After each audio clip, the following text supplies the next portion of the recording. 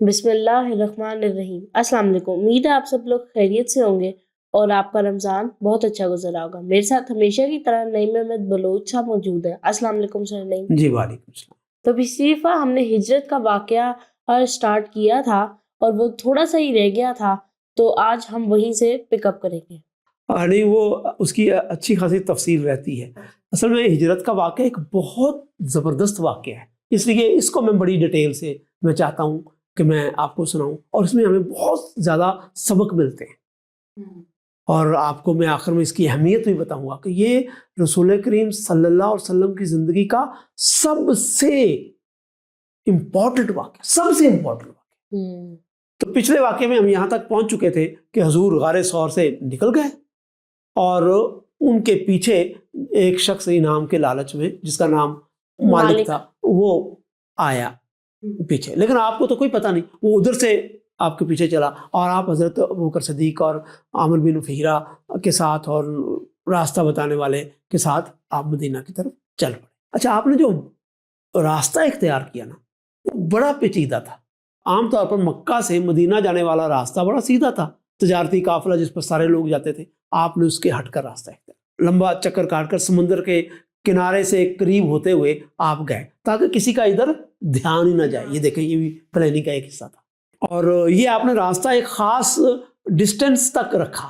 جب آپ نے اندازہ لگایا کہ یہاں تک پہنچ کر میں ان کافروں سے محفوظ ہو جاؤں گا، تو وہاں پھر آپ نے سیدھا راستہ اختیار کر لیا، لیکن وہاں تک آپ ایک زگ زیگ اور تھوڑا سا پیچیدہ راستہ جو ہے وہ آپ نے اختیار کیا۔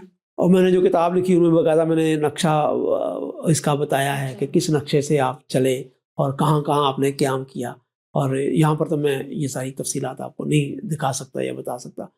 اچھا، تو آپ چلتے گئے، اور آپ کا یہ جو فاصلہ تھا، عام طور پر یہ راستہ 8 سے 10 دنوں کا ہوتا ہے، لیکن آپ وہاں پر 12 سے 13 دن میں پہنچے، تو یہ لمبا راستہ آپ نے اختیار کیا، تو یہ لگا۔ تو آپ جب راستے میں 2-3 جگہ پر آپ نے قیام کیا، ظاہر ہے کہ جب تھک جاتے تھے رکتے تھے، کھانا وانا کھاتے تھے، اور حضرت ابوبکر صدیق آپ کے ساتھ رہے، اور وہی آپ کی خدمت کرتے رہے۔ غار ثور میں غار کو صاف ستھرا کرنا یہ آپ کا کام تھا، آپ کو کھانا وانا کھا کر آپ کی خدمت کرنا۔ حضور خود بھی پسند کرتے تھے کہ اپنا کام خود کریں، لیکن باہر کے حضرت ابوبکر صدیق نے بہت زیادہ اس حوالے سے آپ کی خدمت کی۔ ظاہر ہے کہ یہ سارا راستہ دھوپ والا راستہ تھا، اور یہ مارچ اپریل کا مہینہ تھا، اور اس میں بہت زیادہ گرمی بھی نہیں تھی، لیکن مارچ اپریل کا مہینہ آپ کو پتہ ہے کہ عرب میں یہ بھی بڑا گرم ہوتا ہے۔ تو میرے خیال میں آپ کہہ لو کہ 36 سینٹی گریڈ کا یہ موسم ہوگا اس وقت۔ راستے میں جہاں کوئی چٹان آتی، اس کا تھوڑا سا سایہ ہوتا، تو آپ کو وہاں پر وہ بٹھا دیتے، سوتے بھی، خود بھی آرام کرتے۔ ظاہر ہے کہ اس طریقے سے سوتے کہ ایک آدمی جاگتا ہوتا، دوسرا آدمی سو جاتا، پھر دوسرا سوتا، اور پہلا اس کا پہرا دیتا۔ یہ سارا کچھ سلسلہ رہا۔ خیر، اب میں بہت زیادہ طویل نہیں کرتا، ورنہ واقعات کچھ اور ہیں اس میں، تو میں تھوڑا سا اس کو مختصر کرتا ہوں۔ تو آپ ایک مقام پر جب پہنچے، تو یکدم حضرت ابوبکر صدیق نے پیچھے مڑ کر دیکھا، تو انہیں دور غبار نظر آیا۔ یہ اس بات کی علامت تھی کہ کوئی آپ کے پیچھے آ رہا ہے۔ انہوں نے رسول کریم غبار یعنی غبار دیکھا، مٹی اڑتی ہوئی دیکھی۔ اچھا، جیسے کوئی گھوڑے پہ بھاگتا ہے یا گاڑی بھی چلتی ہے تو مٹی اڑتی ہے نا، اس کو غبار کہتے ہیں۔ تو خیر، حضور نے حضرت ابوبکر صدیق کو اطمینان دلایا کہ انشاءاللہ اللہ ہمارے ساتھ ہے، اور کہا کہ آپ چلتے رہے۔ لیکن وہ سوار وہی تھا، مالک، وہ قریب آتا۔ حضرت ابوبکر صدیق پریشان۔ حضور نے کہا کہ آپ چلتے رہے، رکنا نہیں۔ جب وہ مالک قریب آیا نا، تو اس کی گھوڑی جو بڑی ہی ماہر تھی، اس کو ٹھوکر لگی، وہ گر پڑا۔ تو اس نے کہا کہ چلے، کوئی بات نہیں۔ دوبارہ گھوڑے پر سوار ہوا، اور پھر آپ کے پیچھے تھوڑا سا آگے گیا، تو اس کی گھوڑی نے پھر ٹھوکر کھائی، پھر گر پڑا۔ اور اب تو وہ بھی بری طریقے سے، پہلا تو گرا تو اس طریقے سے کہ وہ اس نے اپنے آپ کو سنبھال لیا، لیکن دوسری دفعہ گرا تو وہ بھی زمین کے اوپر خاصا گھسٹتا چلا گیا، لیکن اس نے ہمت نہیں ہاری، تیسری دفعہ پھر چلنے کی کوشش کی۔ اس دن میں آیا ہوگا، وہ بعد میں بتاتا اس نے واقعہ یہ سارا بتایا خود، کہ میرے ذہن میں آیا کہ میں کسی اچھے آدمی کے پیچھے تو نہیں چل رہا اور اس وجہ سے یہ حادثہ ہو رہا ہے، ورنہ پہلے تو میرے ساتھ کبھی ایسا نہیں ہوا تھا۔ تو کہتا کہ میں نے اپنے اس خیال کو ختم کر کے لالچ میں آ کر تیسری دفعہ بھی آپ کے پیچھے چل پڑا۔ اب جب وہ قریب پہنچا تو اس کی گھوڑی گھٹنوں تک زمین میں دھنس گئی، اچھا، اور نکل نہیں رہی تھی، اور خود بھی گرا، اور اب زیادہ اس کو چوٹیں بھی ہیں۔ اب اس نے کہا کہ نہیں، یہ مالک اپنے آپ سے اس نے کہا کہ یہ کوئی عام لوگ نہیں، اور اس نے آواز دی کہ میں آپ سے بات کرنا چاہتا ہوں۔ تو رسول کریم صلی اللہ علیہ وسلم نے کہا کہ آپ واپس چلے جاؤ۔ اچھا، تو انہوں نے کہا نہیں، میں بات کرنا چاہتا ہوں۔ وہ آیا، آ کر اس نے معافی مانگی اور کہا کہ میں آپ کی کیا خدمت کر سکتا ہوں۔ تو حضور نے کہا کہ نہیں، کوئی کسی خدمت کی ضرورت نہیں، بس تم واپس چلے جاؤ، اور اگر تمہیں راستے میں اور کوئی بندہ ملے ادھر آتا ہوا تو اسے نہ آنے دینا۔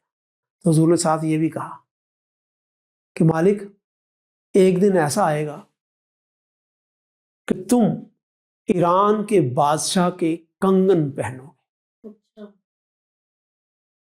تو اس نے کہا ایران کے بادشاہ خسرو کے کنگن؟ انہوں نے کہا ہاں، مطلب یہ کہ اسلام اتنا پھیل جائے گا کہ اس کے کنگن تمہارے پاس آ جائیں گے۔ جو بڑا حیران ہوا، اور پھر اس نے ایک اور بات کہی، اس نے کہا اچھا، اس کا مطلب ہے، دل میں اس نے سوچا کہ یہ اتنے بڑے فاتح ہو جائیں گے، تو اس نے کہا آپ مجھے امان لکھ دیجئے، یعنی کہ آپ مجھے پروٹیکشن لیٹر لکھ دیجئے کہ جب آپ کو یہ فتح حاصل ہو اور میں آؤں تو مجھے کوئی نقصان نہ پہنچائے۔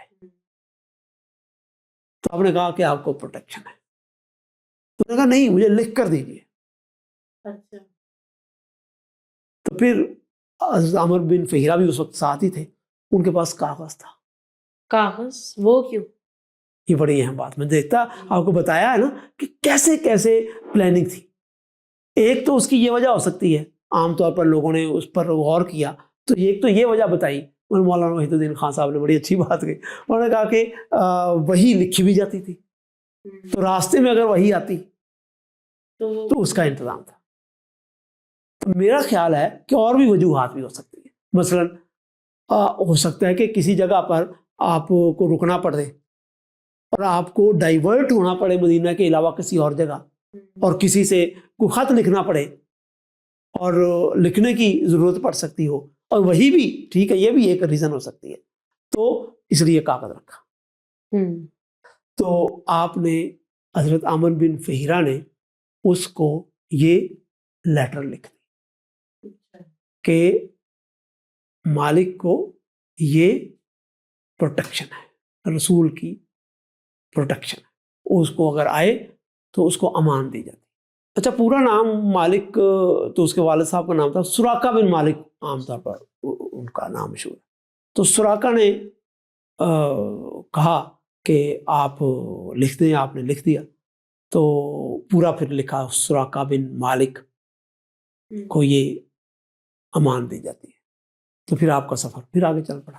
ادھر مدینے میں لوگوں کو معلوم ہو چکا تھا کہ حضور نکل چکے ہیں، یہ خبر پہنچ چکی تھی، اور وہ کیا لوگ کرتے تھے کہ روزانہ ہی وہ راستے میں کھڑے ہو جاتے اور دیکھتے کہ کوئی آ تو نہیں رہا، اور کئی دن وہ اس طریقے سے آپ کا انتظار کرتے رہے۔ یہودیوں کے بارے میں آپ کو بتا چکا تھا کہ وہ بھی بڑا انتظار کر رہے تھے کہ رسول نے یہاں پر آنا ہے اور ہم ان پر ایمان لا سکتے ہیں، ہم دیکھیں گے، تو وہ بھی اسی انتظار میں وہاں پر آتے تھے۔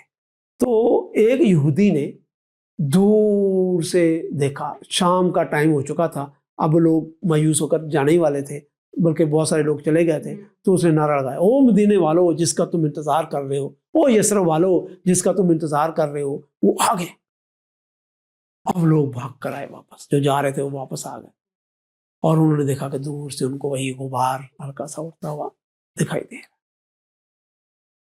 اور پھر آپ وہاں پر پہنچ گئے۔ یہ قبا جو میں بتایا تھا، یہ 14 کلومیٹر پہلے یثرب سے پہلے کی بستی ہے۔ تو وہاں پر آپ آئے، لوگوں نے آپ کا استقبال کیا، اور یوں آپ وہاں پر پہنچے۔ وہی 12 دن میں آپ قبا پہنچے، اور پھر اگلا دن آپ نے مدینے کی ٹھیک جو بستی کی طرف جانے میں لگایا۔ تو خیر آپ وہاں پر اترے۔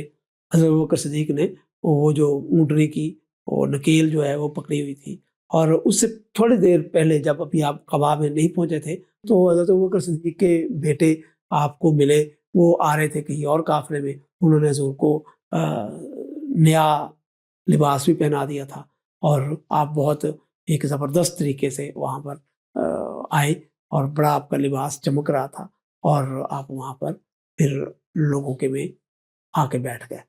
اور وہاں کے جو سردار تھا قبا کی اس بستی کا، اس نے آپ کو ویلکم کیا، بہت خوش آمدید کہا، اور خدمت کی آپ کی۔ ظاہر ہے کہ آپ کو جو بھی استقبال میں آپ کو مشروب دیا ہوگا وہ دیا، اور آپ وہاں پر پھر قبا میں قیام کیا، اور پہلی مسجد بھی وہیں بنائی۔ ابھی آپ مدینے میں جاتے ہیں نا، تو وہاں پر وہ مسجد اسی جگہ پر ہے، اس کو قبا کی مسجد کہا جاتا ہے۔